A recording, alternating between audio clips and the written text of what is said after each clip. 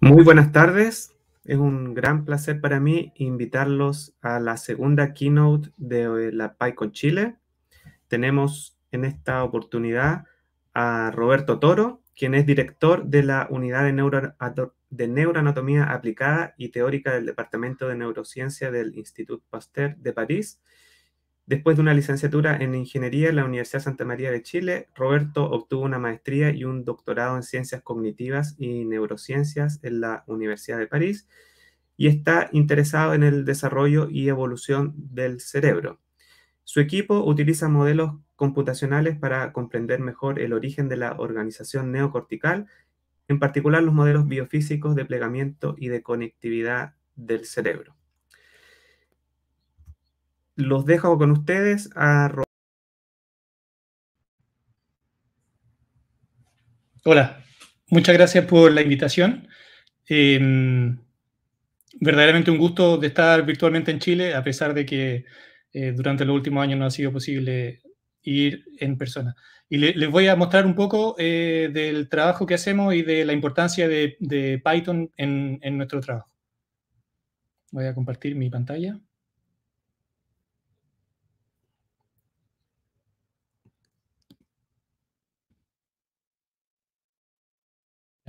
Espero que se vea. Las slides están en inglés, pero voy a hablar en castellano. Entonces, lo que les quiero mostrar es por qué un poco la neurociencia y Python son los best friends forever, ¿no? Y aquí con esta, a mí lo que me interesa, como contaba Alejandro, es el desarrollo y la evolución del cerebro. Claramente mi origen es la ingeniería electrónica y siempre he estado esta idea de comparar al cerebro humano, o el cerebro en general, con un computador. A mí me gusta tener bien presente que el cerebro humano es más parecido a una flor y cuando el cerebro se desarrolla, tiene más cosas en comunes con una flor que se abre que con un computador que se reinicializa, ¿no? Entonces les voy a contar un poco de dónde vengo, para que vean cómo alguien que estudió ingeniería electrónica terminó haciendo neurociencia. Y probablemente la gran razón es esta. Es para que vean lo viejo que soy. Este es mi primer computador, mi Atari que me regalaron mis papás, de 64K, es porque toda la memoria del computador eran 64 kilobytes. Dentro de esos 64 kilobytes, que es más o menos el tamaño de un icono en un computador de hoy en día, hay 16 que estaban ocupados por el sistema operativo, así que al final uno tenía como 48 para hacer todos los programas que quisiera. Y bueno, ahí estaba yo con mi caja con el Atari. San Felipe es ahí donde está el punto rojo. San Felipe dicen que es la capital mundial de la fruta, pero verdaderamente no era la capital mundial de la programación, así que si uno quería hacer algo razonable con ese computador, la única fuente de información era el manual, que venía dentro de la misma caja que les mostré recién. Entonces el computador en esa época se enchufaba en la tele, así que si yo estaba usando el computador en la casa no podían mirar tele. Y después, además, como pueden ver, el manual estaba en inglés y yo no sabía inglés. Entonces, pero tenía un diccionario. Entonces, con el diccionario y este manual, me pasé mucho tiempo. Mucho tiempo. Entonces, están las primeras cosas que uno descubre de la computación. Yo debo haber tenido como 11 años cuando empecé. El if-then, ¿no? que un mundo entero. Después las funciones trigonométricas, cuando todavía no habíamos hablado de funciones trigonométricas en el colegio. Y después donde estaba verdaderamente el lado mágico del Atari, el pick y el poke, que a uno lo dejaban ir directamente y cambiar por cualquier valor que uno quisiera, cualquier punto de la memoria, lo que producía los efectos más inesperados, ¿no? Y bueno, después lo que sucedió eso para mí fue un cambio total, porque como se pueden imaginar, en San Felipe en la época había un cine, no había muchas cosas que hacer, y el computador verdaderamente me abrió una serie de perspectivas, de posibilidades y de la posibilidad de tener una actividad creativa un poco, que, que no habría sido posible de otra manera. Entonces, después yo fui a la Universidad Santa María, donde conocí a los organizadores de la PyCon y por eso es que me invitaron. Ahí estudié electrónica, me interesaba mucho la electrónica, pero empecé a interesarme también en las redes de neuronas artificiales en la época y trabajando junto con gente de la Universidad de Valparaíso, Antonio Claría en particular, descubrí un poco la red de neuronas de verdad y que me interesaron más al final. Así que traté de seguir después de ingeniería estudiando neurociencia, fui a la Universidad de París, después a la Universidad de Nottingham, donde empecé a trabajar con datos de resonancia magnética mucho, y desde el 2008, eso yo lo tenía puesto como para acordarme de lo que hice, lo tenía puesto así, pero se me olvidó apretar el clic. Y es únicamente en el Instituto Pasteur donde yo descubrí Python, ¿no? Empecé a usar Python. Yo tradicionalmente había programado en C, en Pascal, en Basic, cantidad de otras cosas, pero nunca Python. Entonces, la pregunta, lo que no me impedía de trabajar, ¿no? de hacer una investigación en neurociencia computacional.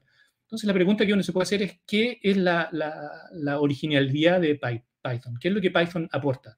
¿Qué es lo que contribuye a la ciencia y en particular a la neurociencia? Y pensando, me gustaría proponerles que hay dos grandes cosas que Python ha cambiado profundamente en la investigación. La primera es, gracias probablemente no a las propiedades, a las calidades del lenguaje propiamente, sino que de la comunidad que está detrás de Python, se ha permitido la adopción de una serie de best practices de Open Science, de una forma de trabajar juntos.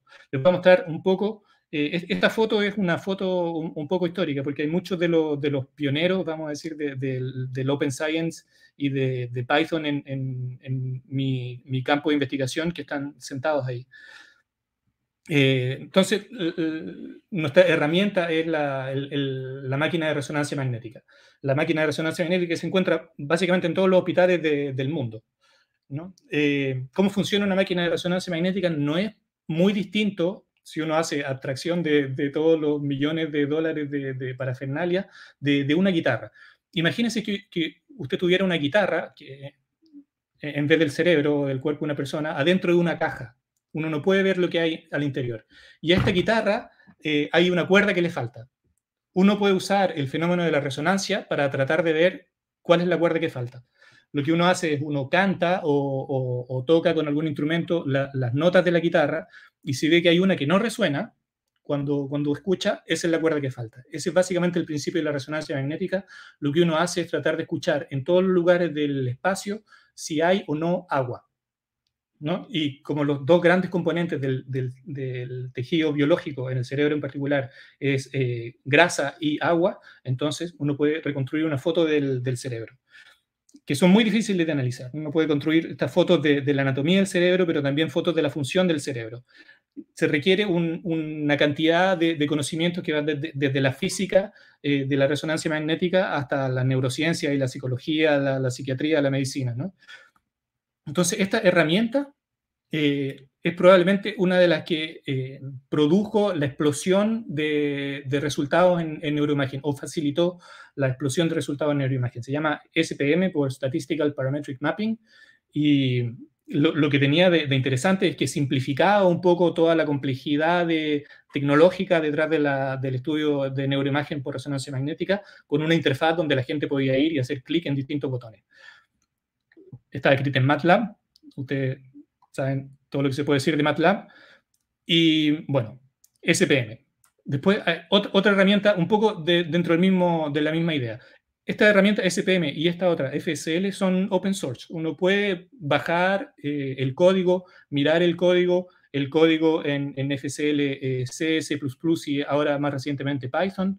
El código es todo disponible y abierto. Sin embargo, ¿cuál es el problema de lo que vamos a decir el paradigma tradicional de la forma de usar la computación en neurociencia? Es un poco esto, ¿no? Esta serie de herramientas que hay un grupo que desarrolla y que las ponen a disposición del resto de la comunidad. Sin embargo, es únicamente la gente en este grupo que las desarrollan, ¿no? A pesar de que el código sea código abierto, no es posible que alguien venga y que contribuya algo al código, ¿no? A pesar de que el código es abierto, el leadership es cerrado, ¿no? Y a mi parecer, uno de los principales cambios que introdujo la comunidad del Python en la forma de trabajar de la neurociencia fue la Open Leadership. Les voy a mostrar los primeros proyectos de neuroimagen que todavía están muy activos hoy en día. NiPy, que es Neuroimaging in Python, que es como un domo sobre una serie de proyectos distintos que cubren básicamente todos los distintos tipos de análisis que uno puede hacer en neuroimagen. Y la comunidad es una comunidad muy horizontal, donde cualquiera puede ir y simplemente usando GitHub participar, ponerse en contacto con la comunidad, y en función de las contribuciones de cada uno va a ser la posición que uno tiene en la jerarquía, ¿no? No es un proyecto cerrado, es un proyecto abierto a todo el mundo. Una de las herramientas, para mostrar un ejemplo más popular, es NiLearn, que es Machine Learning for Neuroimaging, que también nace de una comunidad fuertemente involucrada en el desarrollo de NumPy, SciPy y en particular de Scikit-learn. Y ellos desarrollan esta herramienta que permite análisis de datos de neuroimagen con herramientas muy sofisticadas de Machine Learning y con una forma de trabajar que es abierta desde el comienzo. La forma en que se crea la documentación, la forma en que se crea el código, la forma en que se introducen los tests, todo eso viene con el objetivo de hacer la colaboración fácil y fluida. ¿No? Si uno mira en el GitHub de NiLearn, hay más de 153, bueno, hay 153 colaboradores de distintos lugares del mundo. La herramienta es usada por miles de personas. Nosotros en particular la usamos todo el tiempo. Y tienen además frecuentemente, sea hackathons o estos NiLearn Development Days, donde se junta gente de todo el mundo a tratar de trabajar en colaboración en el desarrollo de esta herramienta, que es completamente distinto al paradigma original, ¿no? Entonces, como la primera conclusión que yo sacaría de todo esto es que por el hecho de ponerse a trabajar juntos, como en esta foto que le muestro aquí, que en 2012, la primera vez que organizamos una hackathon en neuroimagen, por el hecho de tratar de trabajar juntos hay una serie de problemas que aparecen, y tratando de resolver esos problemas es que nuestra comunidad ha sido capaz de adoptar una serie de best practices que hacen que el trabajo colaborativo sea abierto, robusto y mucho más fluido que lo que podía ser antes.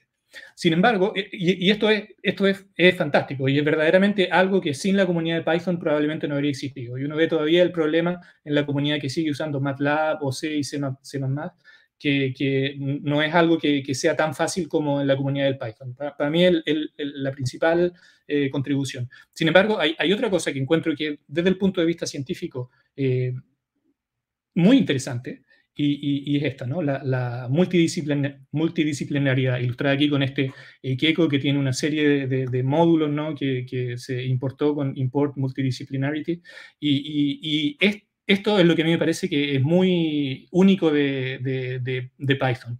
Y les voy a mostrar un poco con ejemplos de nuestra propia investigación en el laboratorio. ¿No? Como les decía, a mí lo que me interesa es el desarrollo del cerebro. El desarrollo del cerebro humano está un poco ilustrado en estas imágenes desde 26 días de gestación, donde el cerebro es básicamente como un tubo con algunas pequeñas protuberancias. Después esta cosa va creciendo y se transforma en un cerebro que al momento de nacer básicamente como el cerebro de un ser humano adulto. Lo que a mí siempre me ha parecido muy impresionante es que en algún lugar desde estos 26 días al final, uno podría decir que el alma de un ser humano aparece, ¿no? Es difícil saber qué es nuestra conciencia, pero en algún momento en este periodo es cuando esta cosa emerge. A mí lo que me interesa en particular, probablemente por el background en ingeniería, es cuál es el rol de las fuerzas que son capaces de generar patrones complejos en física de objetos inanimados en la organización del cerebro, en su desarrollo y su evolución. Aquí hay, por ejemplo, una serie de fotos de copos de nieve. Los copos de nieve es únicamente agua, no hay genes, no hay ningún proceso de división celular ni nada. Sin embargo, esto es capaz de generar una serie de patrones extremadamente complejos, con unas simetrías que son muy, muy ricas. ¿Cuál es el rol de estos fenómenos en el desarrollo del cerebro? Tradicionalmente, en biología, los biólogos tienden a pensar en términos de factores genéticos, la expresión de un gen, la expresión de otro, como si cada forma que existe fuera producida por un set de genes o algún otro. En nuestro grupo lo que nos interesaría saber es cuál es el rol de lo que llamamos la morfogénesis mecánica. ¿no? Entonces, para estudiar la morfogénesis mecánica, nuestro modelo de preferencia es el hurón. Aquí ven unas fotos de los hurones. Los hurones son la tercera mascota más popular después de los perros y los gatos. Son animalitos muy simpáticos. Lo que tiene interesante el hurón, contrariamente al ser humano, cuando el hurón nace, su cerebro es completamente liso, como un cerebro de ser humano durante el tercer mes de gestación. Y es durante el primer mes, después del nacimiento, que todo, básicamente la parte más importante del desarrollo cerebral ocurre, ¿no? Y al final de este primer mes, el cerebro del hurón tiene básicamente el volumen de un cerebro de hurón adulto y una complejidad que, a pesar de que es mucho menor que la de un cerebro humano, es mucho más compleja que la, por ejemplo, de un cerebro de ratón, que es lo que se usa más típicamente. Entonces nosotros hemos tratado de caracterizar durante los últimos años el desarrollo del cerebro del hurón con mucha precisión, usando métodos que nos permiten marcar las células en resolución microscópica, otros métodos que nos permiten de mirar la organización de las fibras. Aquí ustedes ven las fibras que cada neurona manda a otras regiones del cerebro. También usamos resonancia magnética para tener una idea global de esta fibra, y resonancia magnética también para tener una idea de la forma general del cerebro, ¿no? Todos nuestros datos, inspirados por este movimiento de ciencia abierta, están disponibles en Internet. Ustedes pueden conectarse de inmediato. Este es nuestro sitio web, donde tenemos puestos todos nuestros datos de desarrollo del cerebro del hurón. Y hemos desarrollado varias herramientas web en JavaScript, no en Python, que nos permiten trabajar directamente en el navegador. La inspiración es un poco Google Docs, ¿no? Nosotros usamos Google Docs en general para escribir documentos. ¿Por qué no usarlo para el resto de nuestra investigación? Si nuestros datos ya están en línea, ¿por qué no crear las herramientas que nos permiten también de trabajar en línea y de esa manera poder trabajar con gente en cualquier lugar del mundo? Entonces, ese era Brainbox, que desarrollamos para trabajar con datos de resonancia magnética, y este MicroDraw, que desarrollamos para trabajar con nuestros datos de escala celular, ¿no? Después, para tratar de poner todos estos datos en conjunto, hemos también desarrollado una serie de herramientas usando técnicas de geometría computacional. Esta es, por ejemplo, una descripción, no voy a entrar en el detalle, pero de cómo uno puede hacer para poner en correspondencia la reconstrucción tridimensional de un cerebro de una edad con el cerebro de la edad siguiente. Y aquí es donde Python muestra un poco la forma en que nosotros nos facilita la vida. Bueno, este primero, el resultado de la reconstrucción de todo el desarrollo del cerebro del hurón, un ejemplo. Y esto no sería posible sin bibliotecas del tipo de libIGL. Es una biblioteca desarrollada por gente que es experta en geometría computacional, que sabe mucho más de geometría computacional que nosotros, y como también están dentro de esta comunidad inspirada por Python, a pesar de que también funciona toda la parte que es de cálculo es en C y C++, nosotros podemos llegar y usar todo lo que esta comunidad hace simplemente escribiendo import IGL, ¿no? Además, como les contaba, lo que nos interesa es la relación entre las fuerzas físicas y la creación de la forma de un cerebro y la forma en que esto puede influenciar distintos procesos biológicos. Entonces, hay una parte importante que es de desarrollo de modelos biomecánicos, físicos del desarrollo del cerebro. Entonces, básicamente, muy resumido cómo funciona nuestro modelo, lo que tratamos de hacer es generar un modelo del desarrollo del cerebro del hurón, donde empezamos únicamente, tomamos como punto de partida la forma de un cerebro de hurón al nacimiento, sus distintos compartimentos, después simulamos como si esta parte rosada aquí, magenta, estuviera creciendo, y eso produce lo que se llama una inestabilidad en inglés es buckling, no sé cómo se dice en castellano. Entonces, eso tratamos de simular ecuaciones de elasticidad no lineal, de crecimiento, y usamos un método muy reciente que se llama el Material Point Method, que de hecho tuvo mucho éxito recientemente porque fue usado por Walt Disney en la película Frozen para simular la nieve. Y eso explica por qué probablemente hoy día tiene tanto desarrollo. Un método muy interesante, como de elementos finitos, pero sin elementos finitos basado en partículas. Sería muy difícil para nosotros poder tener el tiempo y el conocimiento para implementar todos los detalles de este método. Aquí les muestro el resultado. Este es un cerebro, un repliegue de cerebro de hurón generado únicamente por el modelo.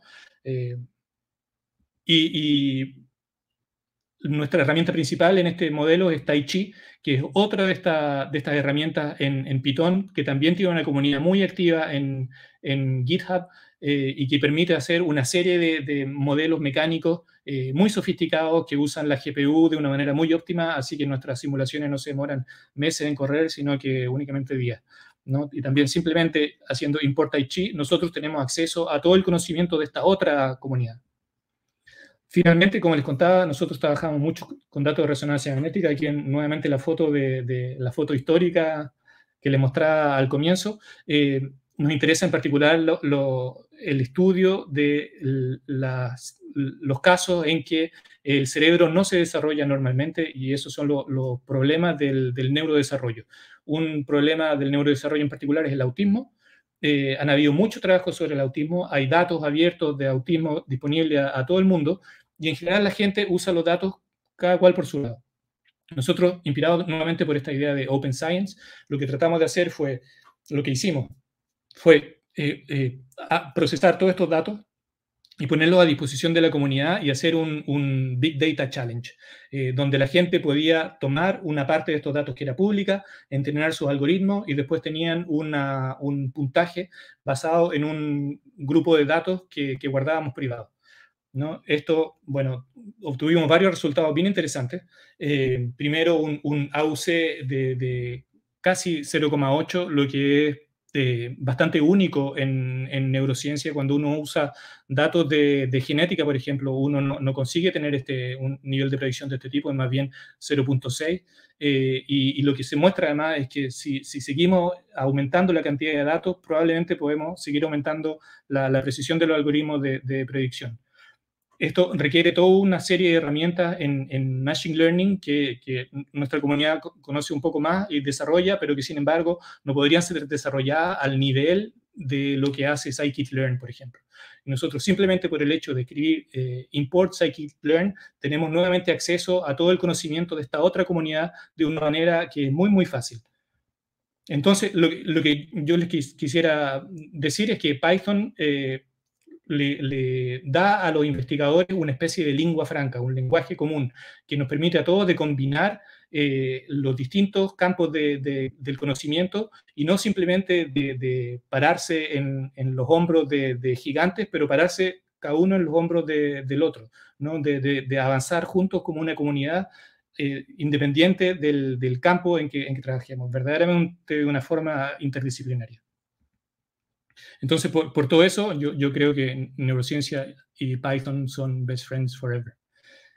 Muchas gracias. Y ahí está mi Twitter handle, mi email si me quieren escribir, y por supuesto el trabajo que les muestro no es algo que yo hago solo, sino que aquí hay mucha gente en mi laboratorio, otra gente en el Instituto Pasteur, en la Universidad de París, colegas del museo en España, en el hospital, etcétera, y por supuesto las agencias de financiamiento.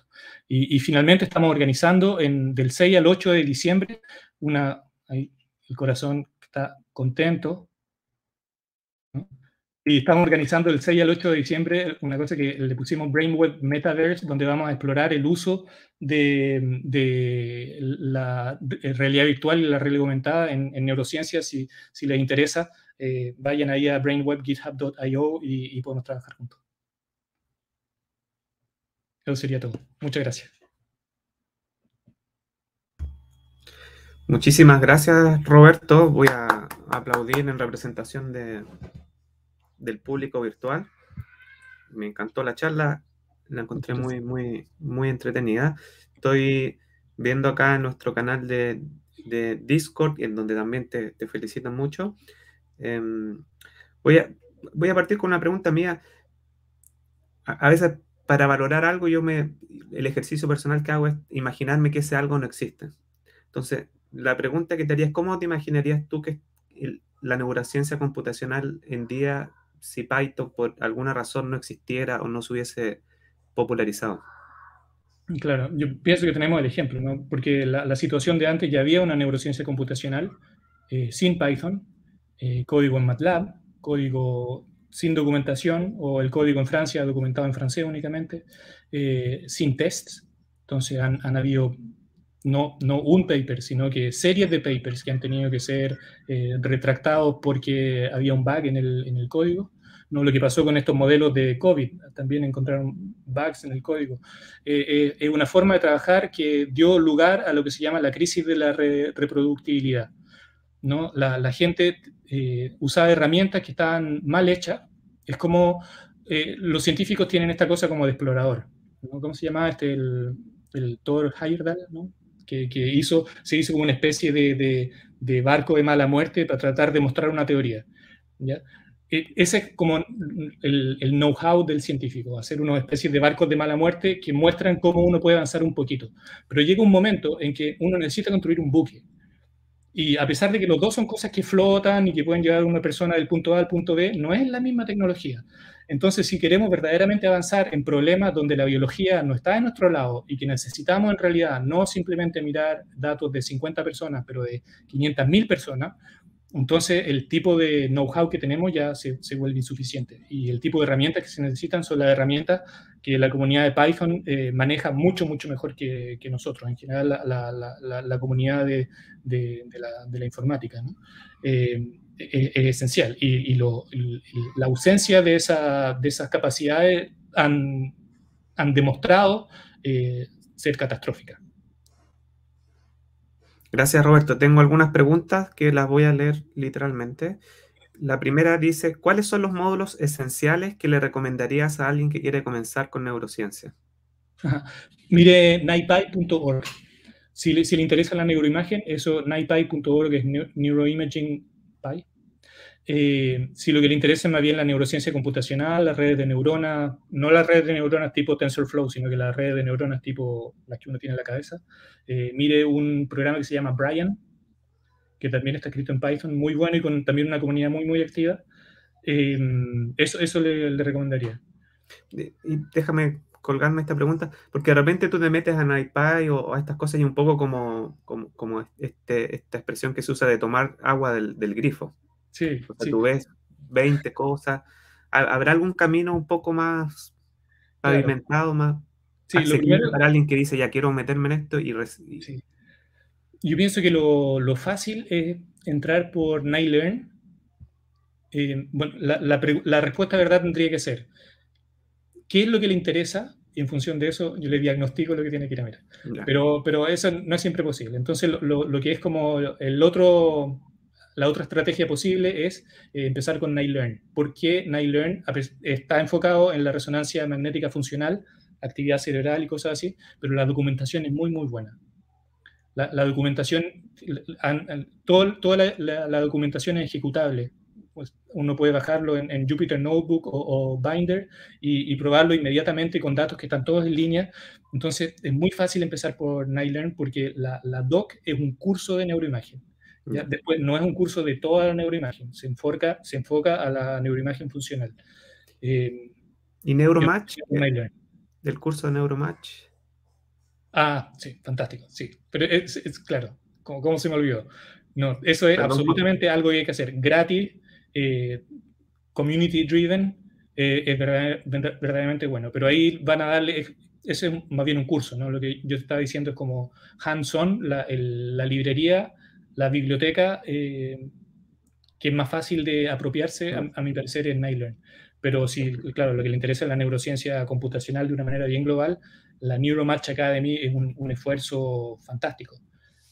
Gratis, en varios idiomas y de excelente nivel. Y todo open De ahí source. les voy a compartir. A lo que terminemos acá pongo el link en el Discord para que se enteren de Neuromatch si es que no lo conocen. Que es todo en Python, si es que no me equivoco. Sí.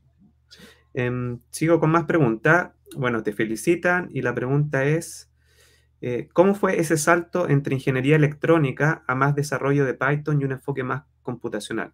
Porque son áreas que tratan cosas muy distintas. ¿No te gustó tanto el cambio académico en ingeniería electrónica o hubo algún otro motivo?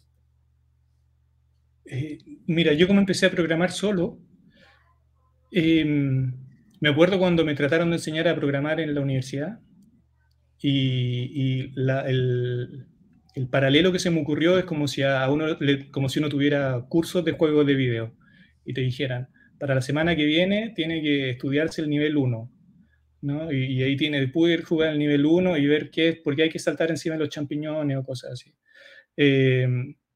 Conseguían algo que para mí siempre había sido una actividad de entretención, transformarlo en algo tan aburrido y académico. Uno tenía pruebas donde tenía que escribir un algoritmo en papel. O sea, el debugging es una actividad, es un cambio de paradigma en sí mismo, ¿no? Es la idea de que el error no es algo que es como cuando uno tiene una prueba de castellano o lo que sea y uno se equivoca, te dicen te equivocaste, te ponen mala nota, te ponen tal vez algún mensaje desagradable. Cuando uno se equivoca escribiendo código, el asunto te dice te equivocaste en esta línea y lo que tienes que hacer no es, oh, me equivoqué, sino que vas lo más rápido posible y lo corriges, ¿no? Y no hay problema. Mientras más rápido ejecutas el código, más rápido ves dónde están los errores, y más rápido los corriges, y más rápido ves cuáles son los siguientes errores, ¿no? Es un cambio de paradigma que, que es un cambio de paradigma que tal vez la educación tendría que adoptar, de que el error no sea una cosa catastrófica y de que hay que avergonzarse del error, sino que es simplemente la indicación de que necesita trabajar en un punto específico. Por eso yo creo que, bueno, programación para mí siempre siguió siendo esta cosa como entretenida que lleva con el lado. Lo que yo usaba programación no era para hacer cosas muy serias, sino que más bien música o electrónica, o me gustaba mirar estos programas de modelaje en 3 dimensiones o cosas así. Entonces, para mí siempre la programación guardó este lado como jovial, ¿no? Después, el link entre electrónica y neurociencia para mí siempre ha sido muy, muy natural. Y encontré en un momento un libro que es el libro que está como al origen de la teoría del control contemporánea, como podría decir, y al mismo tiempo de la neurociencia contemporánea. Es un libro escrito por Norbert Wiener que se llama Control y comunicación en la máquina y en el animal, ¿no? Y la misma teoría de control y de regulación que uno usa para entender la electrónica es la que se usa para entender hoy en día el cerebro. A su origen es la misma cosa. Yo nunca cambié de campo, solo otro que cambiar. ¿Ya? Entonces, para mí programación siempre ha sido una cosa como natural, que está en el fondo, como jugar con los Legos, y después la neurociencia fue la decisión que yo veo muy ligada a la electrónica. Gracias, Roberto. Siguiente pregunta. Dice, ¿en este tipo de modelos sabemos todos los parámetros que influyen en el modelo o los parámetros son variables latentes no explícitas? Me refiero a que desconocemos cuáles son y los estimamos a partir de los datos que tenemos. No, este es un modelo generativo.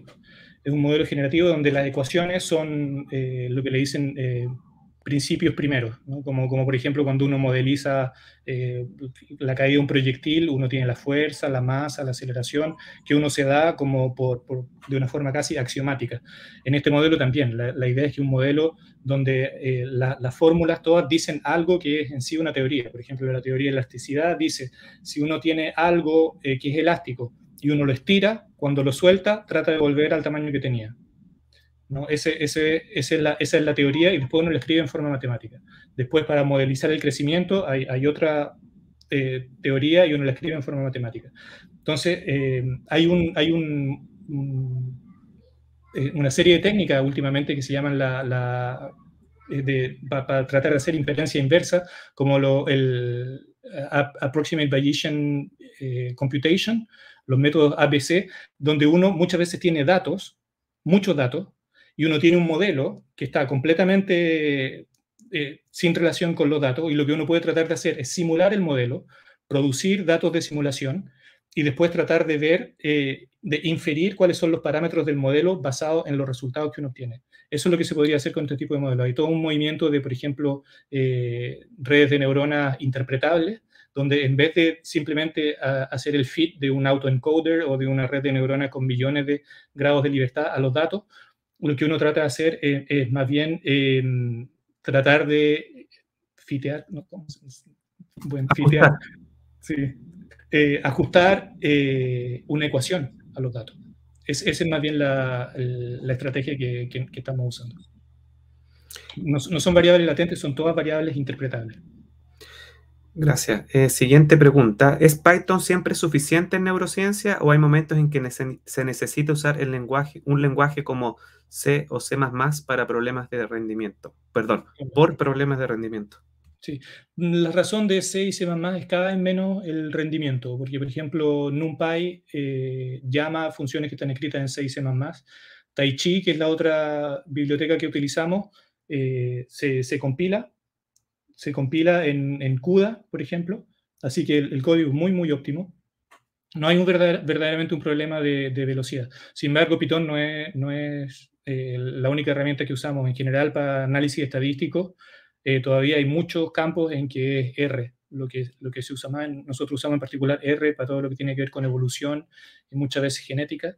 Después también es mucho más marginal, pero nosotros en particular nos encanta. JavaScript, para todo lo que es data visualization, para realidad virtual también, y para creación de herramientas web. Incluso tenemos ahora último una herramienta, hay un puente entre los dos, ¿no? Que es PyODide.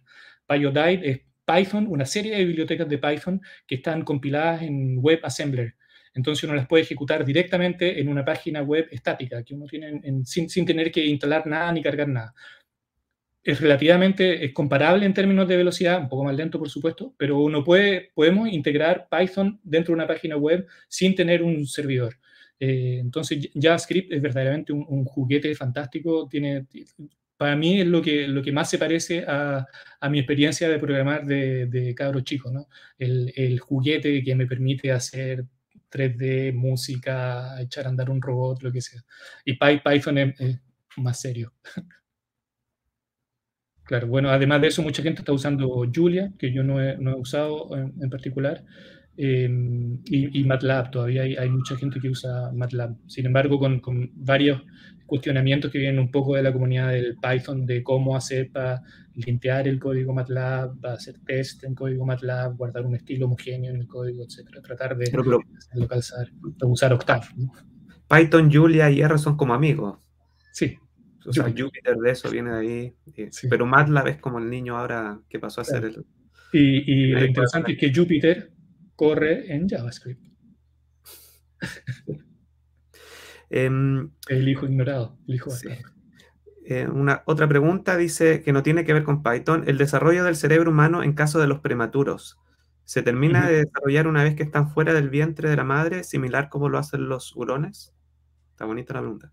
Sí, sí. Es distinto. El desarrollo de los niños prematuros es distinto. Hay muchos experimentos donde se comparan niños, cerebros de niños al momento del nacimiento normal, con un niño nace prematuro, uno espera las semanas que le faltaban y toma una resonancia magnética a ese momento, y hay varias diferencias. Hay varias diferencias bueno, la prematuridad está asociada con varios problemas también. Produce susceptibilidad a distintos problemas. Mira, Sí, bueno, comparado con el cerebro del hurón, no, el cerebro del hurón es verdaderamente como si fuera un feto que nace, es dramático. Un niño nacido a la edad que un hurón nace, los hurones, de hecho, durante todo ese primer mes donde el cerebro se desarrolla, no se mueven tienen los ojos cerrados. Abren los ojos un mes después de nacer. Muy interesante. desde YouTube, Rodrigo Salas nos pregunta, en la investigación se han utilizado un gran número de toolbox. ¿Qué herramientas para neurociencia en Python aún faltan que se desarrollen? Ujú.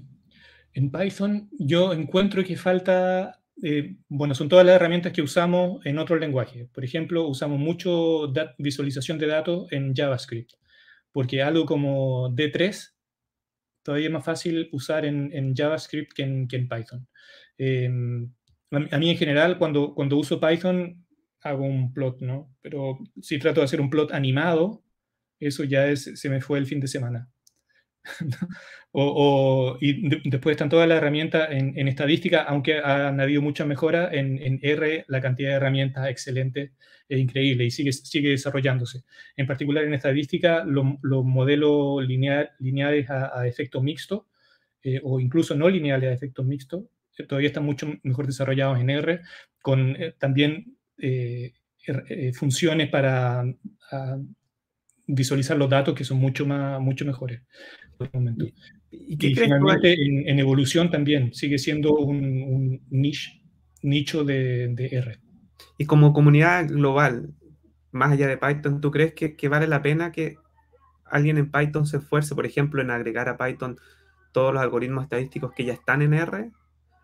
O mejor Eh, decir, bueno, si ya sí, están en R, mejor aprender R y...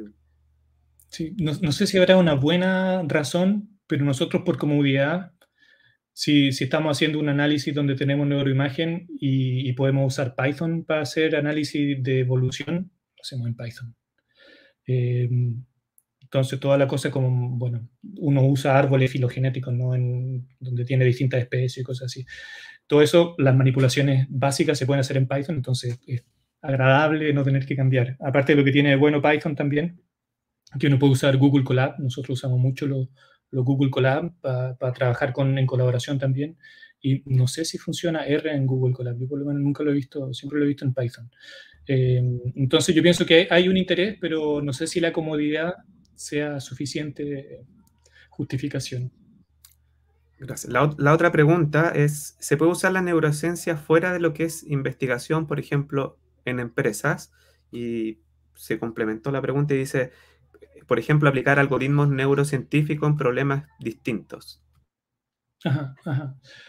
Bueno, en una cierta medida, aunque es un poco un stretch, las redes de neuronas artificiales están inspiradas de las redes de neuronas de verdad. Aunque el origen del link, bueno, hay investigadores como Hinton de Google o Benjo que están mucho más cercanos a la neurociencia y que tienen una inspiración más fuerte de la neurociencia, así que en una cierta medida esos algoritmos son interesantes. Ahora eso es un aspecto bien parcial de lo que son las redes de neuronas reales. Eh, Está el aspecto de las neuronas que integran actividad que viene por las dendritas, hay sinapsis con distintos pesos, eso produce un potencial de acción.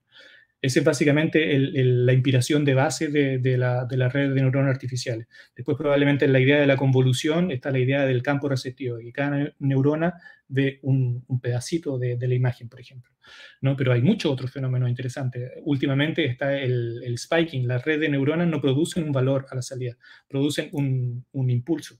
Y esos impulsos son una cierta frecuencia, lo que hace que en la red de neuronas hay unos patrones dinámicos de activación. La red de neurona real no llega a un valor, esto es un perro, esto es un gato, no es una cosa que está fluctuando, lo que produce es un movimiento, ¿no?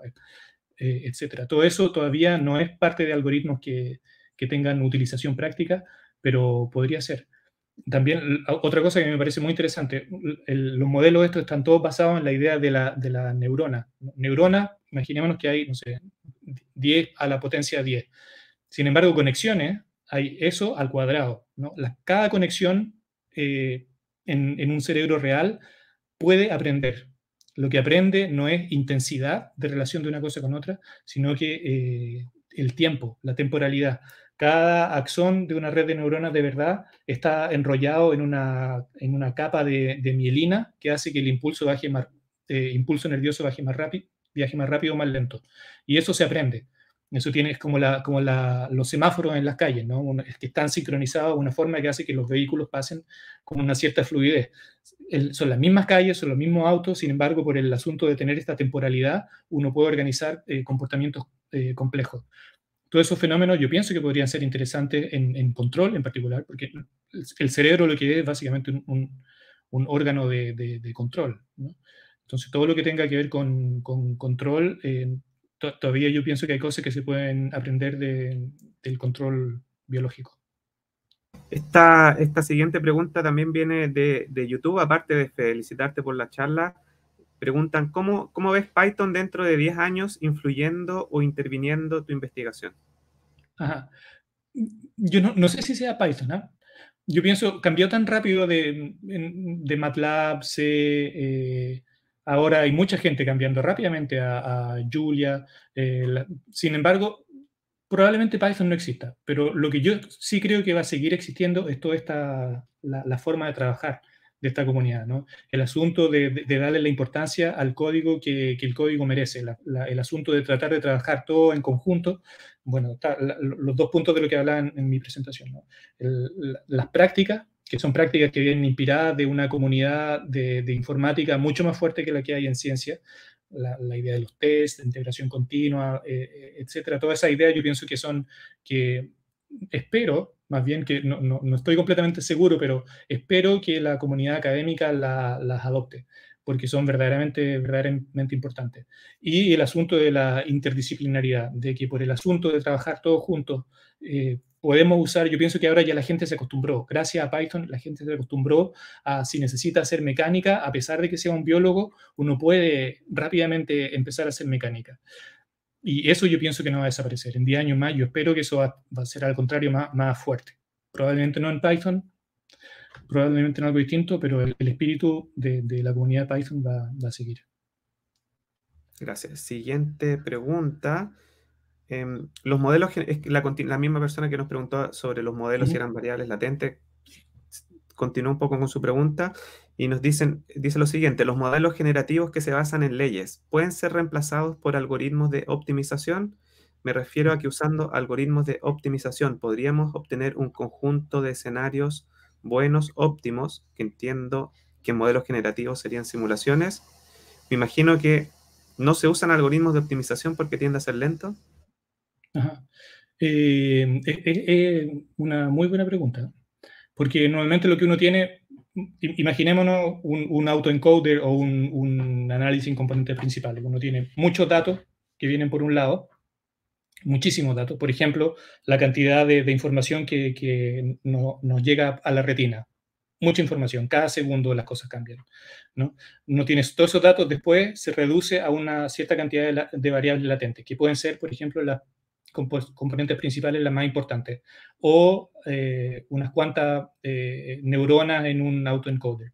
Y después, a partir de eso, uno trata de regenerar los datos para tratar de tener una correspondencia, de asegurarse de que en realidad esas variables latentes capturan una buena parte de la variación.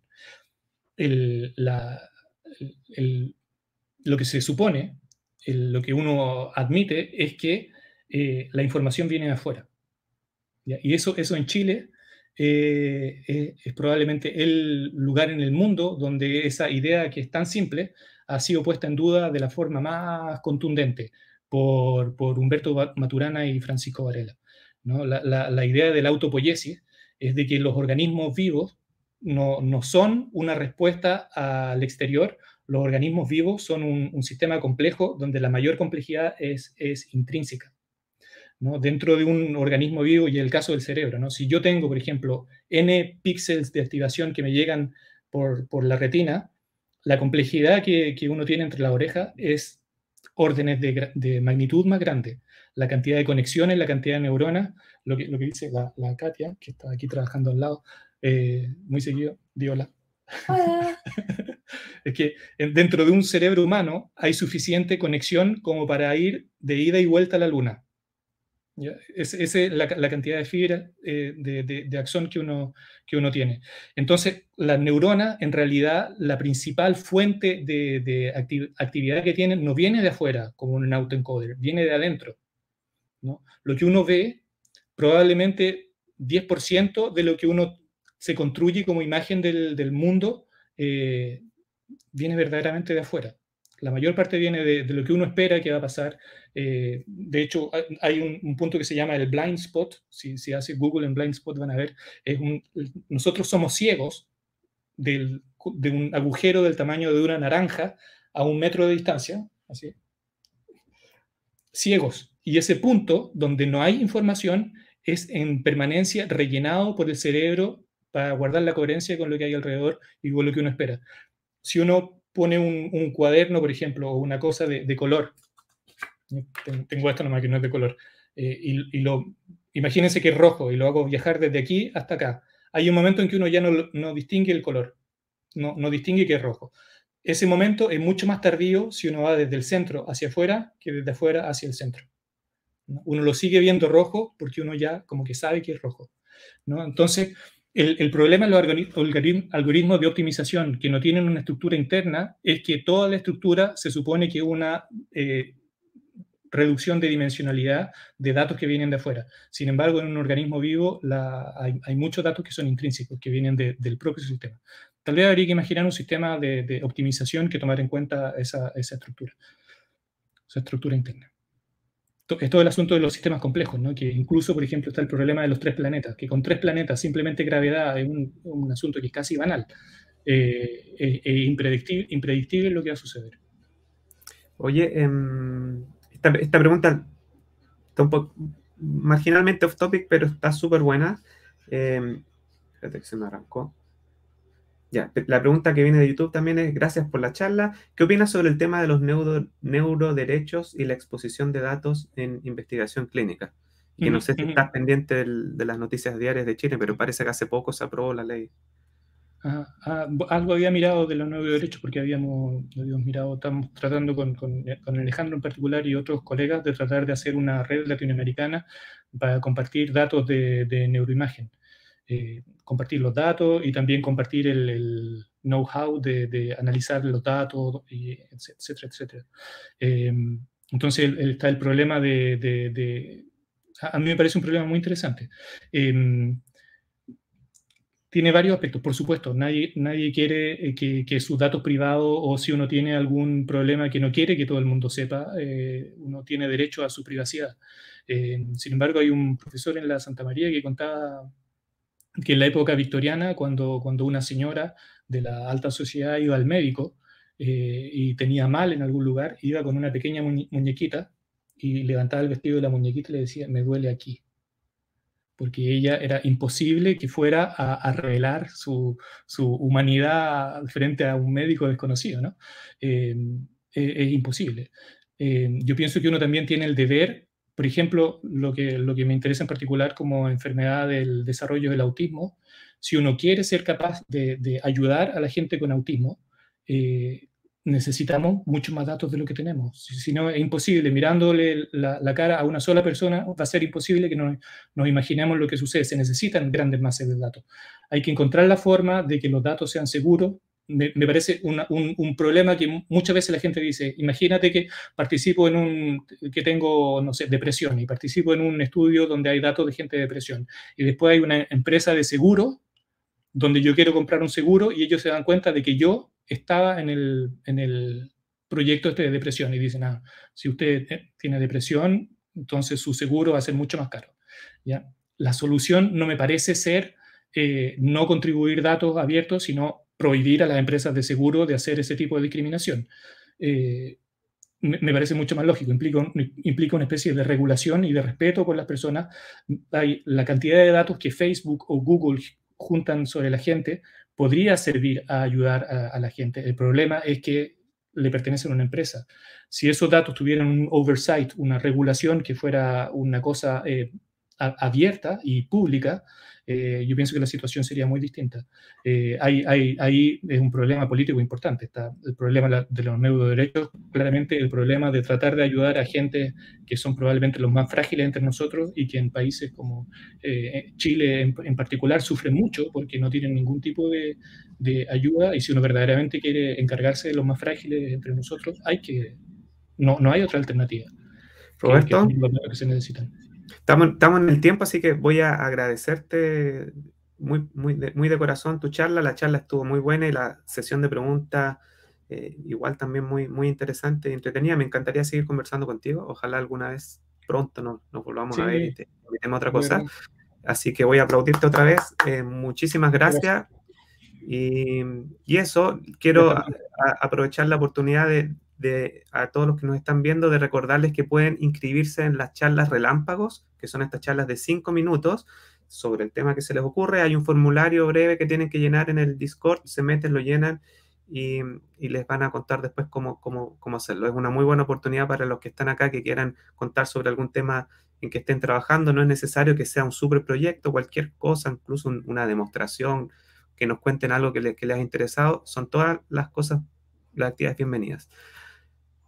Y muchas gracias, Roberto, y los invito a seguir viendo nuestra PyCon durante lo que queda de la tarde. Hasta pronto, Roberto, nos vemos. Chao. Chao.